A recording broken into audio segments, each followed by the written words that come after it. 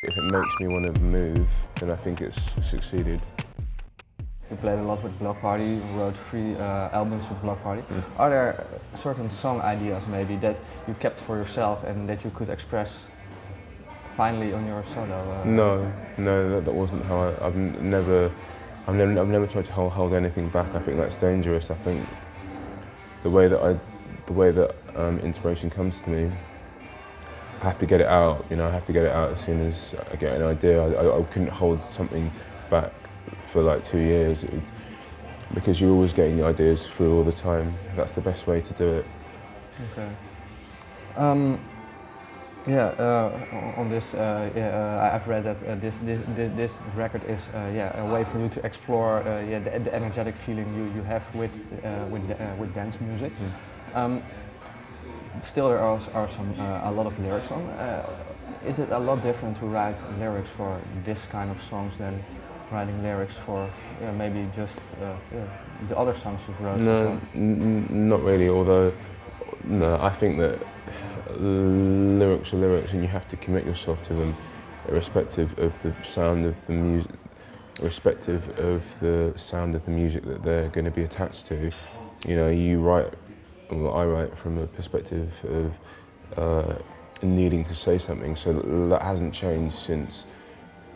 You know, in between making a rock record or a dance record.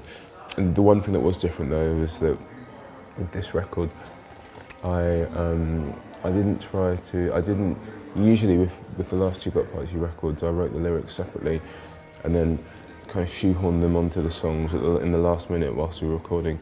I didn't really think that worked so well in some places with those last 2 records. So with this record, I literally just sang about the first thing that was in my head, you know, in the morning when I went to the studio. I didn't really plan anything. I just let it come out completely naturally and fit them, and you know, and be shaped around the music that way. And so yeah, there wasn't really any planning. And then once we had the basic idea, I then went on to embellish them or whatever. But it was a far freer way of working. Like more of a freestyle, like. Well, yeah, I think the genesis was freestyle. But then once I had the idea, I then played about with things. Okay, what was the first song that found its life that way, in that free vibe? The first song was probably a B-side. That's what's going to be a B-side, and it was called Fake.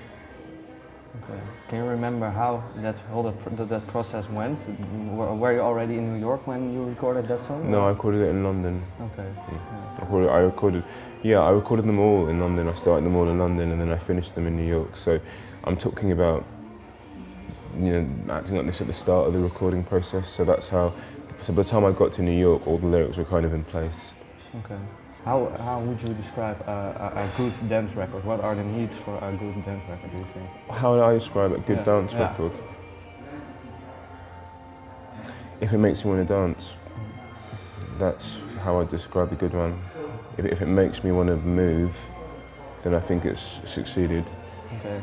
Would you like to move on your? Do you have the feeling, that same feeling with your own record now?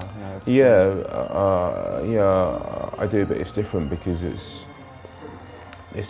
I made that record. So to me, I'm completely and utterly bonded to it. But so yeah, I don't think it's a dance record anyway. I don't think that really it's a dance record. It's like it's pop music. The meeting, the two worlds meeting, like you said before. Yeah, I think it's more. I think it's pop music. Everything's like 3-4 minutes. Nothing's longer than that. It's all very song-based.